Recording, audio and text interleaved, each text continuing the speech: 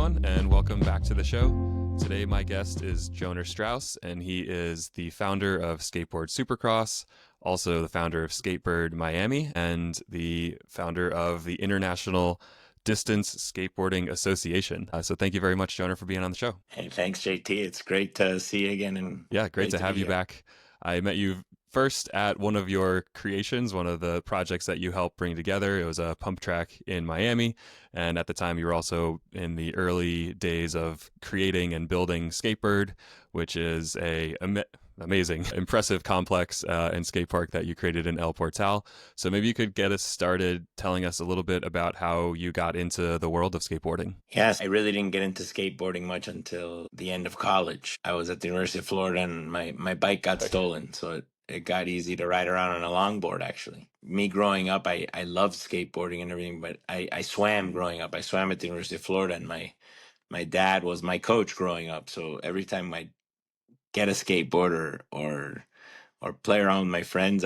My dad would always say, "You have the championship meet coming up. You're going to break your Yeah. bones." Today, after many years, I can prove that theory totally wrong because today, with the stats in skateboarding, there's less accidents per capita in skateboarding than there are in Wow. paddle. And that we found on a research utilizing our favorite AI, ChatGPT, and other scholarly journals that exist out there.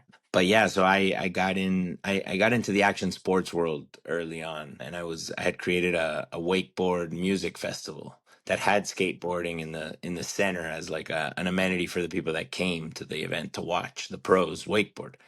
And in 2008, the economy kind of Right. crashed, right? And Yeah. well, kind of it did, right? And my pro wakeboarding also crashed because it was a very like high end type sport, right? And so nobody was buying wakeboard boats anymore at that point. And so I had to pivot, and I started getting to the participant sporting realm, And but I really loved action sports. I really loved skateboarding.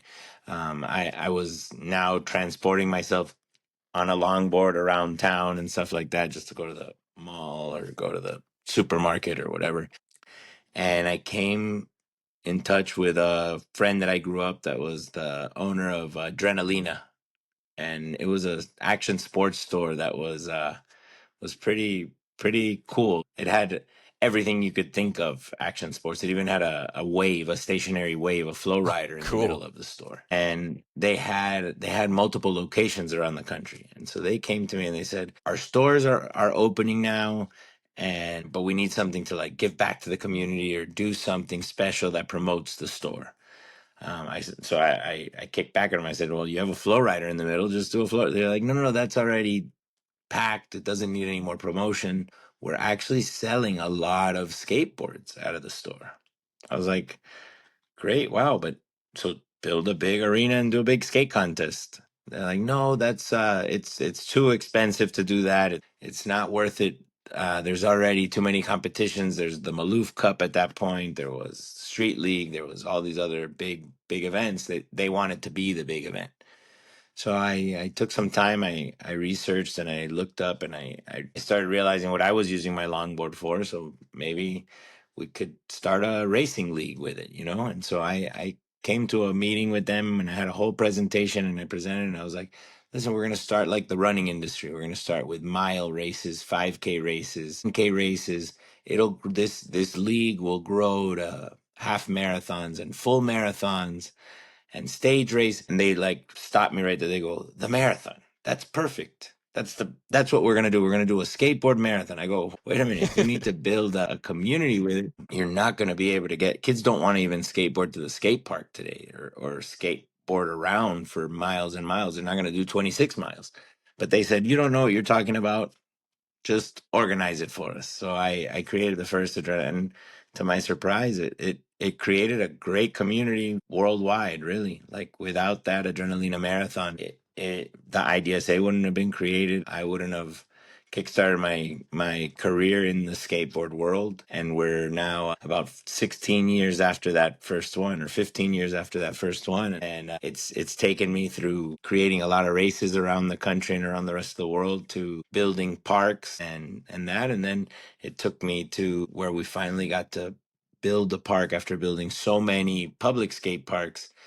which is what Skatebird is we got to build a park privately funded where we got to answer the rights and wrongs of what the public skate park had, like whether it didn't have amenities or it didn't have water fountains or it didn't Right. have shade or a place for parents to chill or a place for the community to hang out. And still, even though every skate park, public skate park, gets its budget cut and what have you, and it becomes just this like gray blob or a gray landscaped area, it still does a huge impact for the community. So Skatebird for me was just like the combination to show that skateboarding can do more than just be a little tiny pocket park in the middle of a place. It could build community, it could drum up creatives, it could be a place for creatives to showcase what they do. And all of that is proving right with trial and error, Today you can see how skateboarding influences creativity, or influences all creatives. I can argue with you or set a point that skateboarding was the big influencer in a lot of what is street fashion, street art, and street and music, Right. And so that's where we're Yeah, at no, that's today. an awesome story and progression. I didn't realize the wakeboarding was that first industry or events that you were first going into, and then that they had that wave pool within the store. It sounds amazing. Are those places still in existence? The Adrenalina stores? I was just kind of curious if they. The Adrenalina stores are not in existence. Unfortunately, they closed down about, I think, 2011 or 2012. There was another group that took over two of the stores, one in Dallas and one in Hollandale, and they took it over. It's a friend of mine today. He took it over and he ran it for about, I believe, 3 years, 3 more years. But the landlords priced him out of the market. The Bummer. Yeah, it shopping sounds like a cool centers. spot. So. Yeah, maybe we can rewind a little bit back to a couple different points. So you mentioned that different culture and different styles. With a race, you probably want a particular type of board, and like with skateboarding, there's all these different variations of it. You have your street, you have like ramps, and you have park features and things like that. And then distance, you have different types of boards. Could you talk through maybe the evolution over the years from kind of when skateboarding was basically first invented to kind of how it branched off into these different iterations? What kind of different sections or groups or types of boards are really out there these days? We could go on forever. Maybe just give some broad categories. Skateboarding has been around since the 60s, and it's really taken a whole progression. It became a very awesome tech thing. I can take you through a quick little journey. I don't know if it'll answer your full question, but skateboarding in the 60s was very flat ground oriented. It was all freestyle. They were using metal wheels and beat up trucks and just wood flat platforms and stuff like that. And then the 70s came along and they figured out that when the surf wasn't up in California, they needed to skate around, so they invented the urethane wheels. Well, the ceramic ones first, and then the urethane ones, and that was the famous Dogtown and Z Boys Right. era, And so they were using it, and that's when kind of hills or the parks from back then. If you look through them, they look very much Mm. like pump tracks. They're very wavy and clean, and there's no sharp edges, and it's like just an endless wave, Right. And then in the 80s, the big ramps, the half pipes and the Tony Hawk era started, and that was something great. And that was where skateboarding has always been kind of like an exclusive type thing, because it's kids that could actually do these stunts or pull off these marketing great things, or what have you. And not everybody can skate a huge Right. half pipe, like 12 foot high. Not everybody wants to drop Yeah. in from that tall. I Not, certainly don't. yeah, it seems like a big barrier to entry when you like look at those parks. And then a big break in skateboarding, which helped it get to the masses more than just like a fun little outing to watch, some kind of a stunt, because at the end of the day, entertainment can only go so far. Like you can appreciate it and watch it, but a guy going back and forth like this, doing tricks, all the tricks look the same, all the, and what really did a great justice was the Tony Hawk video Mm. game in the 90s, right? It brought it to everybody's home at their fingertips, and it was in the Yeah. streets, right? And so people, the mainstream world started realizing that in the lens of a skateboarder, all the Mm. streets are skatable, right? But in the lens of people or architects or what have you, they think the skate park is the only place you Right. can skateboard, And so the video game really brought that. It brought that Grand Theft Auto vibe of you can skate wherever you want, do whatever you want, how you want. And then in the 2000s, there went a step further, and the longboards were created, or the cruiser boards, what we know as longboards today, even though they were skateboards.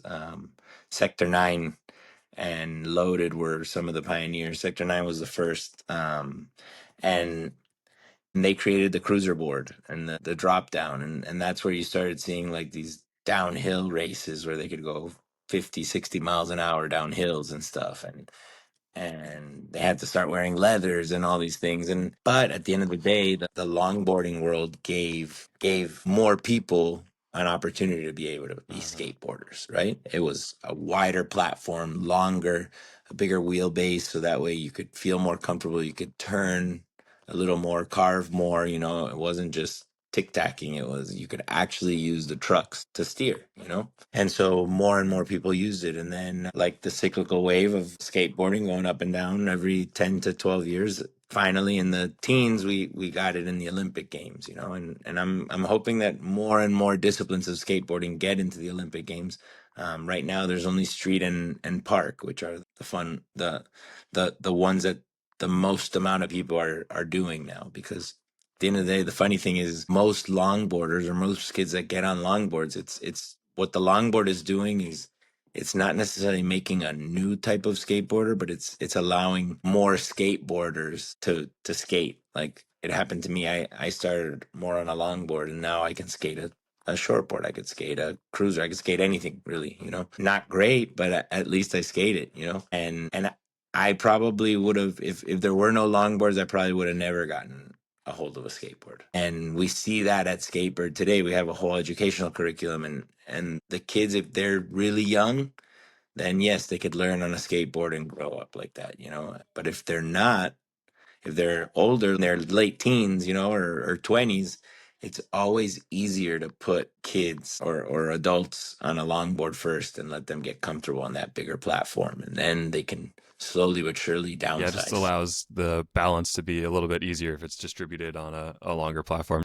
Makes it so that you're not falling off as easily. Build some confidence up there. Could you talk a little bit about the education program and some of the camps you run? What types of kids or folks are Yeah, of coming in there course. and what you offer? So in 2000, when I built my first park in New York City in 2015, I said, if we're gonna build pump tracks, I really wanted to focus on pump tracks. And I said, if we're gonna build pump tracks, these are tracks that are rideable by every kind of wheels, all the wheels. It's comfortable for even the beginner to try and get on a pump track. It works with all kinds of wheelbases. It works with all types of boards, unless you're using one of these huge like 6-foot boards. But if you're using a board of a normal size that you could carry under your hand to walk around or go on the subway with, you could really ride on a pump track. And so I started going through the process of how I learned, and I grew up in a home with a coach, so I know curriculums and all that stuff by the back of my hand.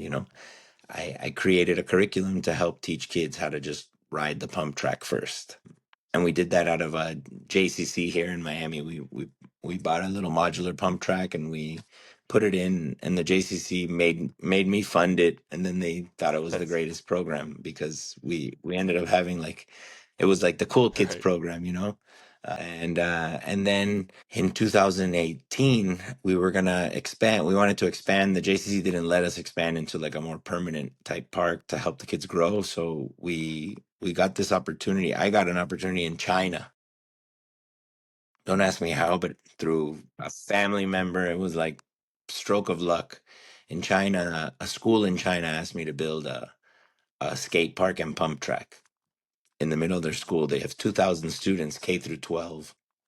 It was it was incredible because I went to Ningbo, China. We design and build this park, and it turns out that it's going to be a curriculum for 2,000 kids. Everybody's going to be required to Oh, go that's for awesome. PE. So from 2018 when we built it until 2019 December. So it was a year and a half. I was going every 6 weeks to China. I got the opportunity to hire 3 kids that were just out of college to be our coaches. And so we drummed up a full curriculum for skateboarding there for like greens, which is like the beginners, and the yellow. The idea was we were going to grow to a 5-step process, right? So we had grown already the first 2 steps, the green and yellow. All 2,000 kids were growing. Today, 6 years later, the kids have been growing in the program. And one of the kids is actually on the Chinese There junior you go. national team, and he's an Olympic hopeful for the That's next amazing. Olympic Games. But that's just a cherry on top. At the end of the day, we've gotten to teach so many kids to get on a board, and that's what really made me really believe in skateboarding. It has this power to make this present moment focus unlike any other. You know, today everyone has this trouble with their cell phones. You know, they Hmm. need it on them at all times. They need to be looking at it, checking Hmm. it. Like we're all addicted to it. You know, it's funny that I've been part of two sports that you can't have a cell phone on you when you're doing it at a high level because you have to be present, momently focused. You know, in the pool, if I'm on my phone, I could drown. If I'm focusing on other things, you know, I got to really know what I'm doing and I got to hit the sets. You know, on the skateboard, the same. If you could film somebody else and be with a phone, but you have to have a certain level of ability. But if you're brand new and you have a phone and you're trying to call your mom or trying to look at your pictures from today or look at your emails while you're skating, chances are you're going to get Right. seriously hurt. So I see it as a gift for the future for the masses is how do we get every single person on a skateboard, even if it's not on the ramps, it doesn't matter. Just let them feel the flow, let them feel the flat ground movement, let them just ride around their neighborhood, and it's a way better endorphin or euphoria than running or than biking. You know that's what I've found with Yeah, yeah, just that skateboarding. feeling. It's like the bearings on the wheels, so the smoothness of the ride itself. It does kind of feel like you're flying in a way, and you're right. Like you have to be very present in the moment, and mindfulness is now like this whole kind of concept in industry. But if you're not mindful on a skateboard, you're going to be on your ass.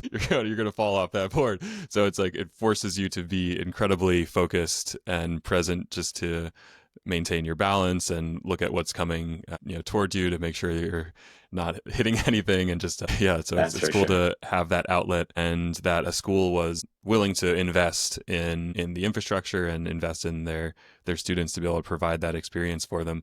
Maybe kind of talk a little bit deeper about that, the construction and dealing with whether they be towns or schools or other folks that are investing in that. What's that process kind of been like? What are some of the challenges that come up when you're starting a project from zero to building a full on park? So the process is very timely and time consuming. China was an anomaly. It happened over a Shabbat dinner, and it within like 3 months from talking about it, we went and built the park and started it, right? But generally, when you're dealing with cities, and I built 60 some parks already, 63 parks already to this day. When you're a subcontractor to one of the bigger companies, which we've done many times, it's quick because they have a pipeline of sales and they're just selling, and they just tell you, okay, next city is wherever, Yuma, Arizona. The next city is El Paso. You know, the next city is Portales. The next city Hmm. is Minneapolis.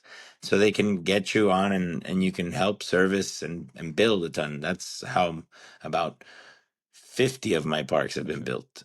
I built them for other companies, which is great because at the end of the day, they need the help. They're sales machines like no other. There's these companies, American Ram Company and Spawn Ranch. They sell like crazy. It's very Sure. admirable. When you're selling it for yourself or for your own company, it's a process because when you're doing a public sale or city, it's a by right tax funded project. So you have to go through approval processes and rendering processes and pitches to the community and host charrettes and stuff like that.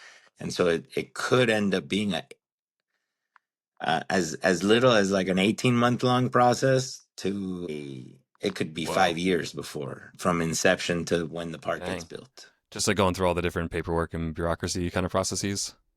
Going through paperwork, going through, yeah, and meeting with the parks directors. Then all of a sudden, the elected officials that like the skate park project, they get voted out of Mm, office. So you have to wait till the next term, got it. and and it can be challenging Yeah. sometimes. It's glamorous on the outside, but it's tedious on the inside. And so what I've done is I've tried to separate myself out and really create these learning environments or create these parks that are really well thought out of that allow for skateboarding to coexist with other amenities or Hmm. other things. For instance, in Duncan, Arizona, where I'm going next, they actually allowed me to help design the entire park. So the centerpiece of the public park is the skate park, and the park is called Veterans Park. So we designed it like a ribbon, you know. So it's a ribbon pathway basically that you can skate on. And it's got a bunch of obstacles, so anyone with wheels can ride in it and flow around with it. And hopefully there won't be that many collisions. It shouldn't be because it's got good flow in it. And then the whole rest of the park has its little pathways that are skatable as well anyway, and they can go from point A to point B. There's an Air Force jet on display, Oh, like a cool. sculpture of an Air Force jet on site. There's a beach volleyball court that we put in. There's a paddle court. It's actually a very cool little part, and a swimming pool, you know. Nice. That sounds awesome. Maybe I should move there so I can hang out at that Yeah. park. It's a town of 800. Dang. Wow. Yeah. Nice You could, budget you for a could small live there. town. That's no fun. Very cool. Yeah, maybe you could Yeah. talk about the maybe acceptance over the years. I know that a lot of towns, and actually my hometown growing up, outlawed skateboarding, like just passed a law because I guess maybe they were having complaints of kids skating on steps of local businesses and things like that, and maybe it got a bad reputation just with kids that enjoyed the sport but didn't necessarily have a place to go because there wasn't a skate park at the time. Have you noticed that with skateboarding being included in the Olympics and just being more widely accepted and having these different variations and different people that are now interested in participating in the sport, have you noticed that local governments are more open to the idea of building parks and trying to promote these things over the years? Yeah, I think the Olympics helped a lot. I think the stigma, as the population grows, the stigma gets smaller and smaller. It's that the 1% syndrome. In every industry, there's a 1% that's bad. Just skateboarding has been so small for so long that the 1% makes a lot of noise. And so, yes, that is part of the delay in the process of getting to build parks. But now with the Olympics, it's crazy. But I've had developers, like private developers, start to inquire about doing a skate park as part of their developments or as part of their housing complexes or in their plaza. At the end of the day, if you think about it, some of the best skatable spaces in the world are just regular plazas that go into like Right. office spaces, you know. Like they weren't built intentionally to be skate And features, but they just turn out to be great for right, them. they weren't Yeah. built intentionally.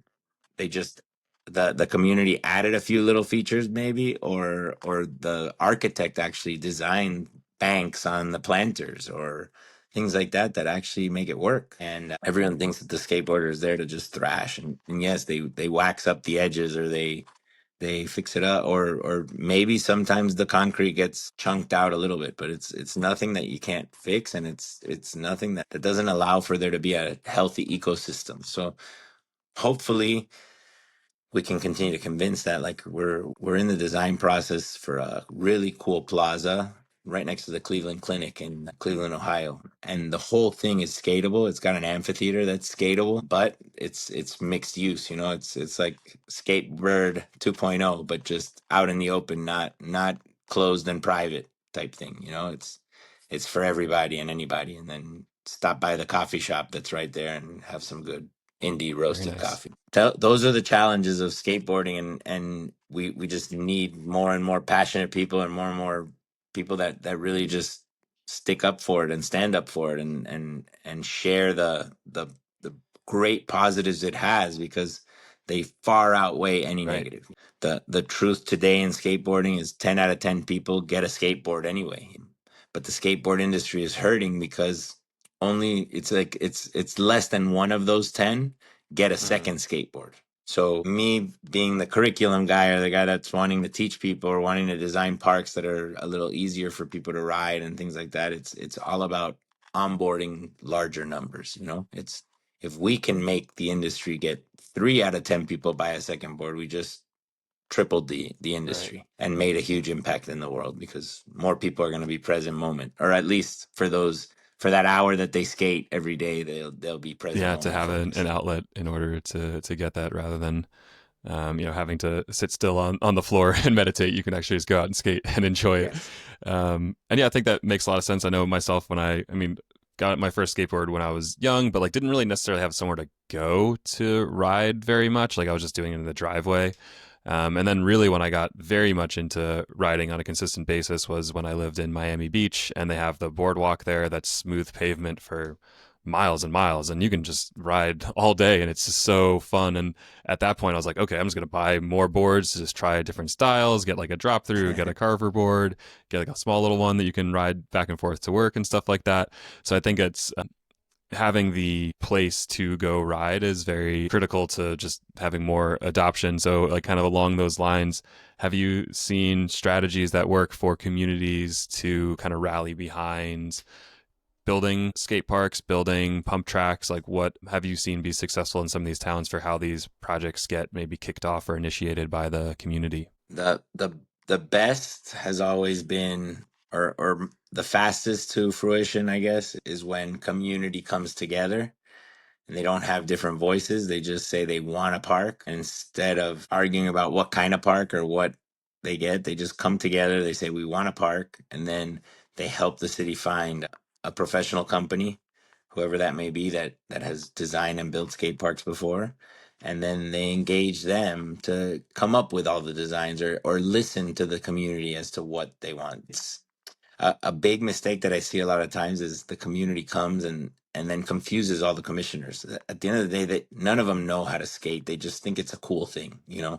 So when they see tension, or they see that the community can't even agree, then they push it off to the side. But when they see that it's just everyone comes to the town meetings, or everyone calls or unitedly emails and says, we want something skatable in this community, let's start the process, then I see the elected officials get super excited. They don't get excited when there's I've been to a town hall where like 100 skateboarders showed up, and the project got thrown out because there were the guys that wanted the street course, and the guys that wanted the bowl, and the guys that wanted a pump track, and the kids that wanted scooter Right. obstacles. And when that happens, sometimes we should all swallow our pride and just do what's best for skateboarding. And what's best for skateboarding is that there's another park in another town, and it continues to build, and there's more and more. And if you don't get the exact park that you want in your community, it's okay. It's coming, because one thing is for sure, not one town in this whole world builds one skate park.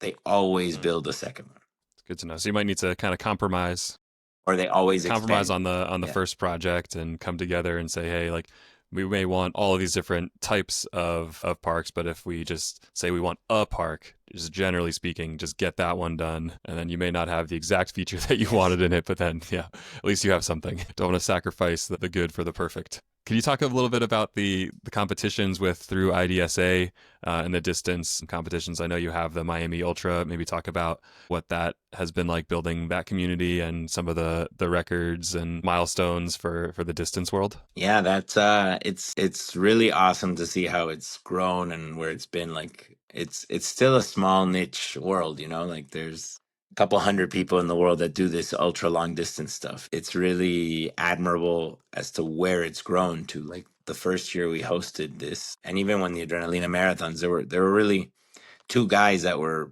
really good athletes, but probably in today's world, those guys, if they wouldn't have trained or practiced really hard, they wouldn't be the top today if there were more marathons around. But what's impressive is people have taken such a liking to it. They've all the technical specifications of what kind of bearings they should use, what kind of trucks, how they should be placed, whether they should be forked and have 0 degree angles on it, or 45-degree angles on the front truck so that it keeps your movement going, or whatever. I don't even have the tweaks anymore. They've gotten so scientific with it. It's super amazing to see. Like, when I started, it was you use some Paris trucks or some Bennett trucks. G-Bomb has come out with like so many advances as to how to streamline boards, or how to make them go faster without with being effortless, kind of, you know. They've dropped the boards lower and lower. Like, this past ultra skate, I got to ride a board where I barely had to even like bend my knees to to push, you know. And the athlete today not only knows how to push, and push regular and push Mongo, they can push switch and switch Mongo, you know? So they have like four different pushes. So in a 24-hour period, they're only spending energy 6 hours on each muscle rather than how they used to. 13 years ago when we did the first one, they were all pushing on one leg, and so they were going 24 hours on one leg. So that's where you see the growth of mileage. Like on the first go we did, the world record was broken. It was Paul Kent's record before we did an organized ultra. It was 254 miles. Andy Andrus broke it with 264 miles, I think, or 268. I can't remember. Today, Joe Mazzone goes 317 miles on a skateboard in 24 hours, Dang, that's Um, crazy. and and the women are getting closer and closer to that 285-mile mark, which is super impressive. The men's distance and speed is what they're doing. There's also other races. There's the Chief Ladiga Silver Comet Trail race, which is 188 miles over 3 days. There's ultra skate in the UK. There's the ultra skate in the Netherlands every year. Now a 6-hour race in China. There's races all over the world happening. In Germany, in Italy, in Spain, and the in Brazil actually there's also an event, and it's growing and growing, and it's just a great way to get people to be a part of it. Like, also, I don't know if you're familiar, but you're seeing more and more skateboarders on like the ciclavias. The days that towns and municipalities around the world shut down their streets, people are actually going out on longboards too. They're not just going on their bikes or walking. Yeah. And so that's super amazing to see it. And the ultra skate is a different kind of animal, but we've always said you should come to Miami once in your lifetime and skate a little bit or skate a lot and just try to make an accomplishment where you have none of the none of the scary things on the streets. There's no cars. The only thing they're crazy inline skaters that are going like 32 miles an hour. For the ultra, you do it at the Miami racetrack, like the Speedway. Yeah, at the Homestead Yeah, Miami very cool. Yeah, Speedway. so it removes any, like you're saying, cars or other scary impediments that maybe stop people from getting out there on the street and practicing. For somebody out there that's never been on a board before, what's your typical advice for how someone can kind of go from 0 to 1 and build up the confidence to get on a board? Yeah, so my advice is, if you've never been on a skateboard, don't pick up a short board as your first option.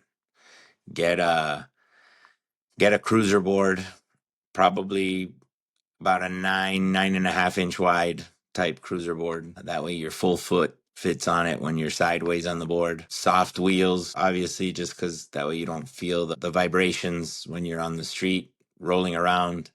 Um, and then first, just jump on one foot, basically, keeping the other foot established uh, on the front screws, and just jump and put your foot back down on the ground. Don't try to get on the board Hmm. immediately. And do that a bunch of times. And then when you feel comfortable, you can get on the board, let it roll and roll it out. And then just jump off it with both feet. You don't have to put one foot down. That's when you fall. And then the the biggest suggestion that you can do is, everyone learns how to skateboard on their own. There's no secret to it. Like, if you're willing to commit and you're willing to fall down and get back up again, you're gonna skateboard, and you're not gonna get as hurt as everybody Right. thinks you are. But the truth is, your first go at it, don't get on it on your driveway. Get on it on the flattest surface possible. Because if you get on your driveway, every driveway all over the world is pitched down because it runs down for water to get out of your house into the city drains and things like that. So just make sure you don't get on a board when you're on your driveway first. That's why most of the people buy one board and they never get another one, because they get on the driveway first and then they fly out from under them, and they just put it in their closet and never comes out. The second one, if you're going to learn, instead of going on asphalt the first time, find a smooth concrete pathway, or a basketball court. And the reason for that is, if you fall, you're not going to get scraped up and bleed all over the place. If you fall on asphalt, which is your city streets, the first time, you're going to get cut, and then that's another thing that people get deterred from Makes skateboarding sense. for. Yeah, smooth and flat first. But I promise that if from the work in China, we found that if anyone gets 3 hours of skateboarding time and they can break through that barrier of 3 hours, they they will never say no to want to go Right. skateboarding Get again. hooked on the taste of that flow state and that feeling of flying. I know for me it was just super addictive. I started going every night once I finally got the hang of it. Awesome. Yeah. Thank you so much for coming on the show, Joner. Maybe you could let the audience know where folks can find you. Info on any other events coming up soon.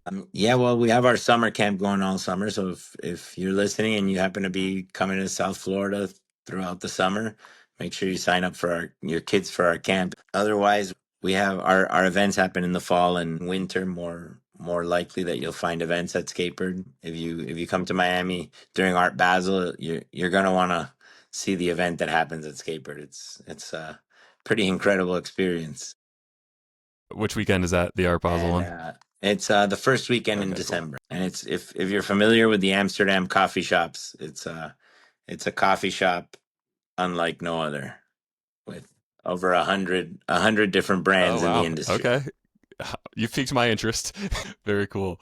Yeah, well, thank you again for taking the time to come on the show, Yeah, Joner. And yeah, looking forward to getting more people involved in skateboarding and be able to use that advice myself. Try to get my local hometown to build a pump track so I can get back out there more often. awesome. Take That's it. great. I'll talk Thanks to you soon, everybody. JT. Great seeing you. Great seeing you.